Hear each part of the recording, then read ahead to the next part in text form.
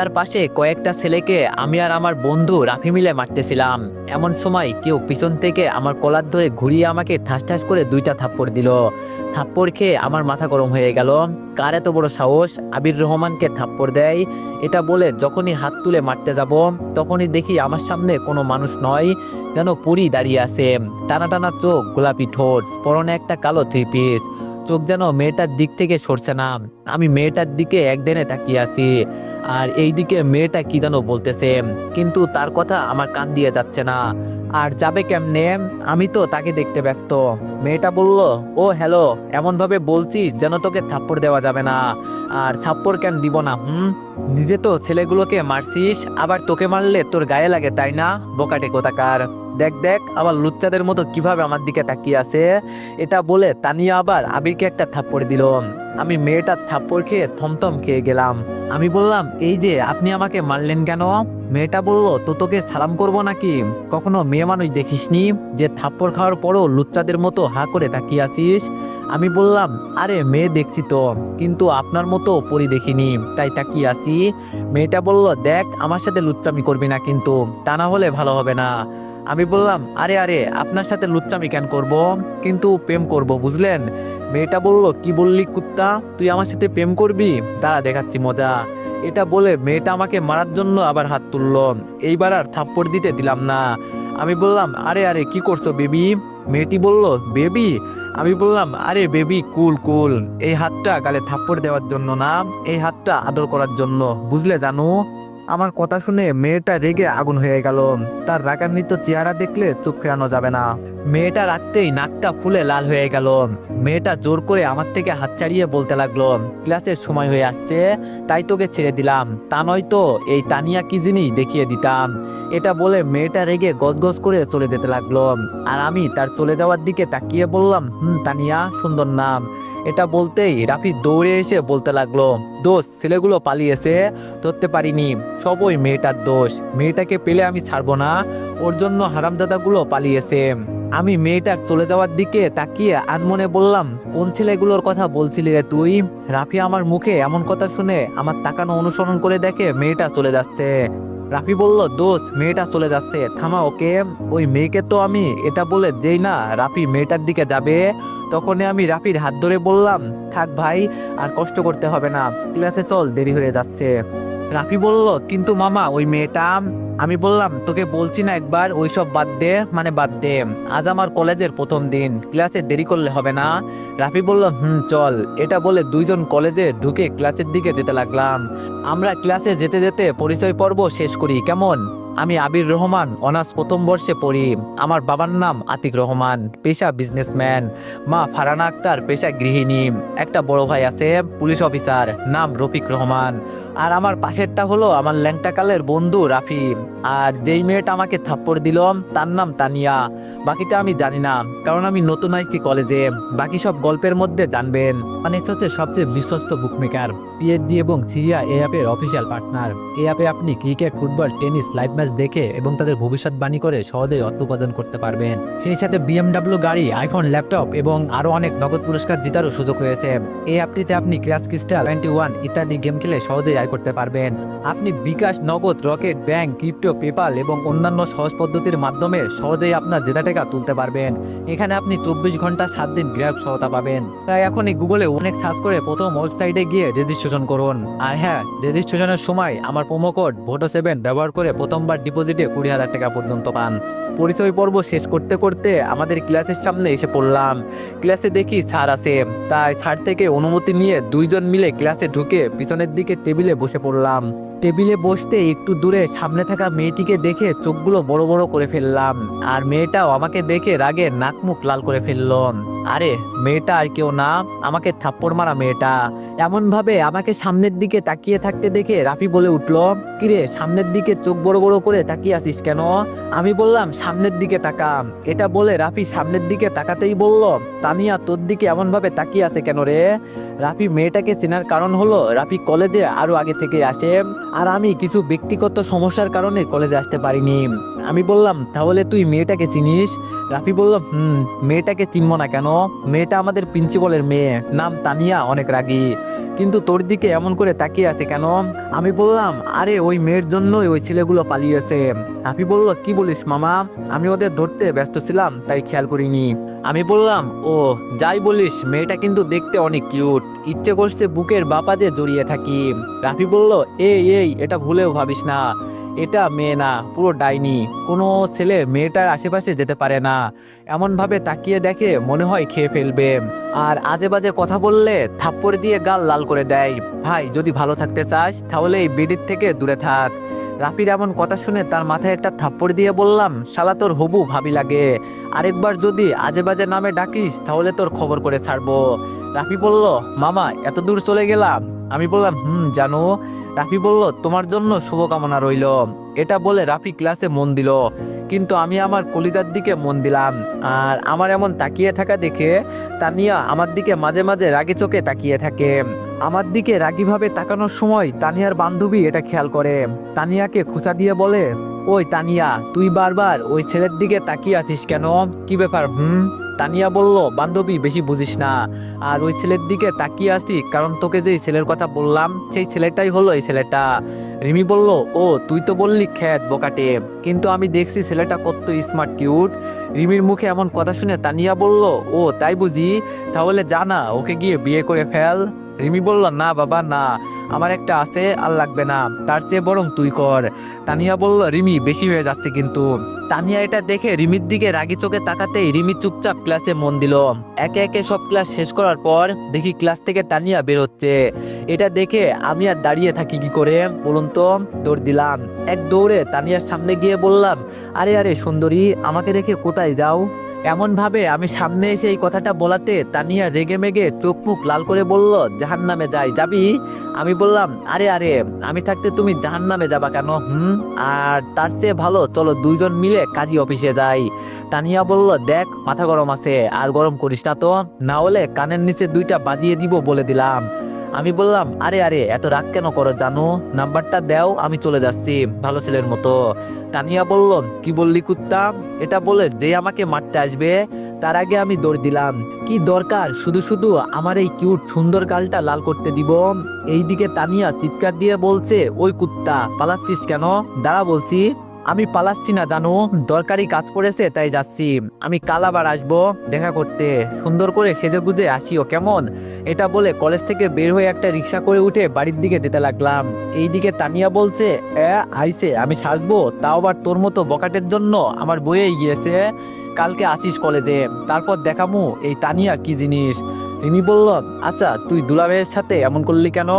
রিমির কথা শুনে তানিয়া রাগি চোখে রিমির দিকে তাকাতেই রিমি আমতা আমতা করে বলল, না মানে ছেলেটার সাথে এমন করলি কেন? কত কিউট ভাবে তোকে ডাকছে শুনিসনি? এই কথা শুনে তানিয়া আশেপাশে কি যেন খুঁজতেছে। এটা দেখে রিমি আস্তে করে হাঁটা দিল। তানিয়া বলল, ওই কুত্তা দাঁড়া একটু। রিমি বলল, আপা আমার তাড়া আছে, দাঁড়াতে পারবো না। এটা বলে রিমি চলে যেতে লাগলো। আর তানিয়ার আগে গজগজ করতে করতে কলেজ থেকে বের হয়ে গেল। রফিক রহমান বলল, স্যার আসবো? পুলিশ কমিশনার আলতাফ বলল, আরে রফিক যে, আসো আসো। এটা বলতেই রফিক কমিশনার রুমে প্রবেশ করে বলল, স্যার আমাকে ডাকার কারণ কি? কমিশনার বলল, রফিক তুমি হয়তো জানো এইবার নির্বাচনে এনসিপি পার্টি থেকে নির্বাচন করবে তারেক চৌধুরী। রফিক বলল, জি স্যার, সেটা তো শুনলাম। কমিশনার বলল, তাহলে একজন পুলিশ হওয়াতে জানো তারেক চৌধুরী কেমন মানুষ? রফিক বলল, স্যার জানি, সে যদি আমাদের এইখানে এমপি হয় তাহলে পুরো জেলাকে পুরো ক্রাইমের রাজ্য বানিয়ে ফেলবে। কমিশনার বলল, সে এমপি হবে হয়, এটা নয় সে এমপি হবে। এখন আমাদের কাজ হচ্ছে তার বিরুদ্ধে প্রমাণ জোগাড় করে তাকে শাস্তির আয়ত্তায় আনা। রফিক বলল, স্যার প্রমাণ জোগাড় হবে, তাকে ধরতেও পারবো, কিন্তু আটকে রাখতে পারবো না, তাকে অন্য কেউ পাওয়ার দিচ্ছে। কমিশনার বলল, সেটা পরে দেখা যাবে, নির্বাচনের মাত্র আছে 1 মাস, তাহলে তোমার কাজ সম্পূর্ণ করতে হবে 15 দিনের মধ্যে, আশা করি তুমি পারবে। রফিক বলল, ইনশাল্লাহ স্যার। স্যার তাহলে আমি আসি। কমিশনার বলল, ওকে তুমি আসতে পারো। তারপর রফিক রহমান কমিশনারের অফিস থেকে বের হয়ে সোজা বাড়ির দিকে রওনা দিল। এইদিকে আমি কলেজ থেকে বাড়িতে এসে ফ্রেশ হয়ে একটু বিছানায় শুয়ে চোখ বন্ধ করলাম। সাথে সাথে তানিয়ার সেই মায়াভরা চোখ দুটো আমার সামনে ভেসে আসতে লাগলো। তার কাজল কলো চোখ, গোলাপি ঠোঁট, মুখের রাগী চেহারার লুক, ইচ্ছে করে সারা জীবন দেখে যায়। চোখ বন্ধ করে এইসব ভাবছি, হঠাৎ আচমকা শোয়া থেকে উঠে পড়লাম আর বলতে লাগলাম, এই আমি এটা কি দেখছি? ওই মেয়ের মুখটা কেন আমার চোখের সামনে ভাসতেছে? এমন কেন হচ্ছে? অনেক মেয়ে দেখেছি, কিন্তু এই মেয়েটাকে দেখে এমন কেন হচ্ছে? না না, আর কিছু ভাবতে পারছি না। এইসব নিজে নিজে বলতেছি, তখন নিচ থেকে আম্মু খাবার খেতে ডাকলো। তাই দেরি না করে খাবার খেতে গেলাম। নিচে আসতেই দেখি আমার ঘুষখোর পুলিশ অফিসার রফিক রহমান টেবিলে বসে আছে। এমনি ঘুষখোর বললাম, আমার ভাই তেমন কিছুই খায় না। আমি কিছু না বলে টেবিলে এসে আম্মুকে ডাক দিয়ে বললাম, আম্মু, ও আম্মু, খাবার দাও, ক্ষুধা লাগছে। আমার কথা শুনে ভাইয়া বলল, দাও দাও, শুধু খাওয়াবে, বড় করবে আর বাইরে গিয়ে মারপিট করবে, বকাটেগিরি করবে। আচ্ছা আম্মু, তুমি সত্যি করে বলো তো, এটা কি আমার সত্যি ভাই? ভাই বলতে লজ্জা করে আমার। ভাইয়ের এমন কথা শুনে আমি বললাম, তো আমি কি বলছি কেউ আমাকে ভাই বলে লোকজনকে বলতে? তাছাড়া আমারও লজ্জা করে একটা ঘুষখোরকে ভাই বলে পরিচয় দিতে। আমার এমন কথা শুনে ভাইয়া রেগে আমার দিকে টেবিলে থাকা আপেল ছুঁড়ে মারলো আর আমি ধরে তা খেতে লাগলাম। ধন্যবাদ তোকে আপেলটা দেওয়ার জন্য। ভাইয়া বলল, তুই আমাকে ঘুষখোর বলছিস না? এইবার শুধু তোর নামে বিচার আসুক, তারপর জেলের ভিতরে ঢুকিয়ে দিব, তখন বলিস কে ঘুষখোর। আমি বললাম, আরে আরে, ধমকটা অন্য কাউকে দিও। এই শহরে যে অপরাধ হচ্ছে, এত ভালো অফিসার থাকতে কেন অপরাধ হচ্ছে? বড় বড় লেকচার আমাকে না শুনিয়ে গিয়ে অপরাধী ধরো, এতে তোর ভালো হবে। ভাইয়া বলল, তা তো ধরবো। আমাদের ঝগড়া দেখে আম্মু বড় একটা চামচ এনে বলল, আরে একটা কথা দুজনের মুখ থেকে বের হলে এটা দিয়ে মেরে মুখ ভেঙে ফেলবো। আম্মুর ধমক শুনে আমি আর ভাইয়া চুপ হয়ে গেলাম। আম্মু বলল, উফ, এত বড় হয়ে গেল, এই দুইজনের মাঝে ঝগড়াটা গেল না, সারাদিন টম এন্ড জেরির মতো একে অপরের সাথে ঝগড়া করবে। এই বলতে বলতে আমাদের খাবার দিল আম্মু আর আমরা চুপচাপ খেতে লাগলাম আর একে অপরের মুখ ভেঙচি দিতে লাগলাম। এইভাবে করতে করতে খাবার খেয়ে উঠে রুমে যেতে লাগলাম। তখন ভাইয়া বলে উঠলো, তোকে দেখে নিব। আমি বললাম, এই নে ছবি তোল, যত খুশি দেখে নে। এটা বলে চলে আসলাম। আসলে আমার আর ভাইয়ের মাঝে ঝগড়া এমনিতেই লাগবে, আমরা একে অপরকে দেখতে পারি না, আর ঝগড়া না লাগলে পেটের ভাত হজম হবে না। আমি কতক্ষণ রেস্ট নিয়ে বাসা থেকে বের হয়ে গেলাম। তখনই ফোনে কল আসলো। পকেট থেকে ফোন বের করে দেখি রাফি। আমি দেরি না করে রিসিভ করে বললাম, হ্যালো রাফি, বল। রাফি বলল, কই তুই? আমরা সবাই আড্ডার জায়গাতে বসে তোর জন্য অপেক্ষা করছি। আমি বললাম, আচ্ছা 2 মিনিট দাঁড়া, আমি 30 মিনিটে আসতেছি। এটা বলে ফোন কেটে চলতে লাগলাম। একটু পর আড্ডার জায়গায় আছে রান্না নাইম দুইজন বলে উঠলো, মামা, এইগুলো কি শুনছি আমরা? আমি অবাক হয়ে রাকিবের দিকে তাকাতেই বুঝে গেলাম এরা কিসের কথা বলছে। আমি বললাম, আরে তেমন কিছু না, এমনি আজকে মেয়েটা থাপ্পড় দেওয়ার কারণে একটু জ্বালাইলাম। রানা নাইম মোট আমরা 4জন ভালো বন্ধু। আজকে তারা লাং নিয়ে ঘুরতে গিয়েছিলাম, তাই কলেজে যাইনি। আমি বললাম, তা অন্যের বউকে আর কতদিন পাহারা দিবি? এইভাবে তাদের পিছনে আর কত টাকা খরচ করবি আমাকে বলতো? রানা বলল, আরে অন্যের বউ হতে যাবে কেন? ফারিয়া আমাকে অনেক ভালোবাসে, তাকে আমি বিয়েও করব। নাইম বলল, রিমি আমাকে অনেক ভালোবাসে। ফারিয়া রিমি দুইজন তাদের জিএফ, কিন্তু আমরা চিনি না। আমি আর রাফি একসাথে বললাম, আমাদের সাথে পরিচয় কখন করাবি? আজ তো 1 বছর হয়ে গেল। রানা বলল, আরে করাবো করাবো, সময় হলে করাবো। নাইম বলল, তোর কাজের খবর কি? আমি এক বুক হতাশা নিয়ে বললাম, এইবারও ফেল করছি। রাফি বলল, কেন, তুই তো ভালো পরীক্ষা দিস তাহলে? আমি বললাম, জানি না রে ভাই, এমন কেন হয়? কি কাজ সেটা গল্প শুনলেই বুঝতে পারবেন। রানা বলল, এখন কি করবি? আমি বললাম, কিছু করব না, বাপের হোটেলে খাবো। তারপর সন্ধ্যা পর্যন্ত বন্ধুদের সাথে আড্ডা দিয়ে বাড়ি ফিরে ফ্রেশ হয়ে নাস্তা করে পড়তে বসলাম। এইদিকে কমিশনার রফিক সাহেবের কথা ভেবে মেজর নাসিরের সাথে মিটিংয়ে বসলো। মেজর বলল, আলতাফ সাহেব, কি বলবেন বলেন। কমিশনার বলল, স্যার, তারেক রহমান এই শহরে সন্ত্রাসী বলতে গেলে এই শহরে সব অবৈধ কাজ, খুন খারাপি, নারী পাচার ইত্যাদি সব করে থাকে। মেজর বলল, জানি, কিন্তু তাকে লিড দিচ্ছে কে জানেন? হয়তো জানবেন, তারপরও আমি বলছি, তাকে না, এই দেশের সকল অপরাধের মূল তালা হচ্ছে আমাদের অর্থমন্ত্রী নিজাম চৌধুরী। এটা বলতেই মেজর নাসির বলে উঠল, আর এই তালাকে কন্ট্রোল করছে একটা চাবি, যার নাম টাইগার। টাইগার নাম শুনে আলতাফ বসা থেকে উঠে গেল আর আমতা আমতা করে বলল, স্যার, এটা আপনি কি বলছেন? এইসবের সব টাইগার করছে? মেজর সাহেব বলল, শুধু তাই নয়, সেই দেশের ক্ষতি করার জন্য আন্ডারওয়ার্ল্ডে মাফিয়াদের সাথে হাত মিলিয়েছে। কমিশনার বলল, তাহলে স্যার, ওকে ধরার ব্যবস্থা করছেন না কেন? মেজর বলল তাকে ধরার জন্য এবং সে কি করতেছে না করতেছে তার খবরাখবর আমাদের দেওয়ার জন্য অনেক এজেন্ট পাঠিয়েছি, কিন্তু একটাও বেঁচে ফেরেনি। এখন তাকে ধরার চেষ্টা করছি, কিন্তু তাকে ধরা অসম্ভব। কমিশনার বলল, তাহলে স্যার আমরা কি তারেককে ধরবো না? মেজর বলল, ধরবো না কেন, তাকে আমরা ধরবো, আর টাইগারেরও ব্যবস্থাও করব। এটা বলতে দেরি মেজরের ফোনটা বাজতে দেরি হলো না।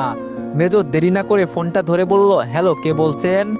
আমি কে বলছি সেটা জানা জরুরি না মেজর নাসির, জরুরি হচ্ছে আমাকে ধরার প্ল্যান বাদ দিয়ে আগে নিজের দেশকে বাঁচানোর জন্য প্ল্যান কর।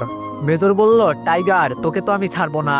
টাইগার বলল, আগে ধরে দেখাস, তারপর ছাড়ার চিন্তা করিস। লোহা দিয়ে লোহা কাটা যায়, আর মনের ঢাল তো তখনই মিটবে যখন অন্যের জ্বলবে।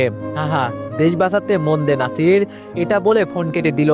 ফোন কাটতেই মেজর নাসির তাড়াতাড়ি কন্ট্রোল রুমে যোগাযোগ করে নাম্বারটার লোকেশন ট্র্যাক করতে বলল। এতক্ষণ কমিশনার কি হচ্ছে বোঝার চেষ্টা করলেও বুঝতে না পেরে বলে উঠল, কি হয়েছে স্যার? মেজর বলল, আলতাফ, দেশের অনেক বড় বিপদ, তুমি তাড়াতাড়ি তারিখকে ধরার ব্যবস্থা করো, না হলে সমস্যা হবে, আর বাকিদের আমি দেখব। ওকে স্যার, বলে কমিশনার চলে গেল। আর মেজর সেনাপ্রধানকে খবরটা দিলে কালকের মধ্যে মিটিং এর একটা আয়োজন করে। আর এইদিকে আমি পড়া শেষ করতে আম্মু খাবারের জন্য ডাক দিল, খাবার খেতে গেলাম। সেখানে গিয়ে দেখি বসে আছে আম্মু আর আব্বু, আমার শত্রু। আম্মু আব্বু থাকাতে দুইজনে চুপ করে খাবার খেতে লাগলাম। তখন আব্বু ভাইয়ার উদ্দেশ্যে বলে উঠল, রফিক, আর কতদিন এইভাবে থাকবি? এইবার না হয় বিয়েটা করে ফেল। দেখ তোর আম্মুকে কাজ করতে করতে শরীরের অবস্থা কি হয়েছে। ভাইয়া বলল, বাবা, তাহলে কালকে কাজের বউ একটা ঠিক করে দিব। আম্মু বলল, তোকে কাজের বেডি আনতে বলিনি, বউ আনতে বলেছি। ভাইয়া বলল, আম্মু, আমি এখনো বিয়ে করতে প্রস্তুত নই, সো আমি এখন বিয়ে করছি না, ওকে। এটা বলে খাবার না খেয়ে ভাইয়া টেবিল থেকে উঠে চলে গেল। আম্মু বলল, ছেলেটা এমন করছে কেন? বিয়ের কথা শুনলে এমন করে কেন বুঝি না, আর কয়দিন গেলে তো বউ পাবে না। আব্বু বলল, আমি বুঝতেছি না এমন করে কেন। আচ্ছা, খাবার খাও, পরে কথা বলা যাবে। এইদিকে আমি চুপচাপ খাবার খাচ্ছি আর ভাইয়ার কথা ভাবছি। অনেক সময় দেখি ভাইয়া বিয়ের কথা শুনলে মন খারাপ করে ফেলে, কিন্তু কেন? না, আমাকে এর মানে খুঁজে বের করতে হবে। তারপর খাওয়া দাওয়া করে নিজের রুমে গিয়ে শুয়ে পড়লাম। তারপর ভাবতে লাগলাম কিভাবে কি করা যায়। কিছু ভেবে না পেয়ে ভাইয়ার রুমের দিকে যেতে লাগলাম। এইদিকে রফিক ভাই তার রুমে গিয়ে তার ফোন থেকে একটা ছবি বের করে বলতে লাগলো, ওহে আমার মহারানী, কোন দিন বুঝবে আমার ভালোবাসা? যেই দিন তোমাকে প্রথম দেখি সেই দিন থেকে এই চোখের সামনে আছে শুধু তোমার মায়াবী মুখখানার ছবি। এতবার ভালোবাসি বলি, তারপরও বলো পারবো না। বাড়িতে যখনই বিয়ের কথা ওঠে তখনই মন খারাপ হয়ে যায়, কারণ আমি তোমাকে ছাড়া অন্য কাউকে চাই না। কিন্তু কি করার, তুমি তো আমাকে ভালোবাসো না। দেখো, আমি কিন্তু বলে দিচ্ছি, কাল যদি ভালোবাসি না বলো, তাহলে বাড়িতে বলে দিব আমার জন্য মেয়ে দেখতে। তখন আমি দরজার সামনে থেকে বলে উঠলাম, ভাইয়া, তুই কাকে ভালোবাসিস? আর সে যদি না বাসে এর মানে কি ভাইয়া? হঠাৎ রুমে আমার কথা শুনে ভাইয়া তাড়াতাড়ি করে ফোন বন্ধ করে বলল, কই কিছু না তো, তুই মনে হয় ভুল শুনেছিস। আমি বললাম, না, আমি সব শুনেছি, এখন বল মেয়েটাকে। ভাইয়া বলল, তুই এখানে কেন সেটা বল। আমি বললাম, তোমার সাথে কথা বলতে এসেছি। ভাইয়া বলল, আমি কারোর সাথে কথা বলতে বাধ্য নই, সো এখান থেকে যা। আমি বললাম, দেখ ভাইয়া, তুই জানিস আমি কেমন, তাই যদি মেয়েটাকে বা ছবি দেখাতি তাহলে আমি কিছু একটা করে দিতাম আর কি। ভাইয়া বলল, তোর সাহায্য লাগবে না আমার, তুই যা এখান থেকে। ভাইয়ের এমন কথা শুনে মন খারাপ করে চলে আসলাম নিজের রুমে। তারপর ঘুমিয়ে গেলাম। সকালবেলায় ঘুম থেকে উঠে ফ্রেশ হয়ে নাস্তা করে কলেজের দিকে রওনা দিলাম। কলেজের সামনে এসে মাঠের সব দিকে তাকিয়ে দেখি হারামিগুলো কেউ আসেনি, তাই আমি মন খারাপ করে মাঠে হাঁটতে লাগলাম।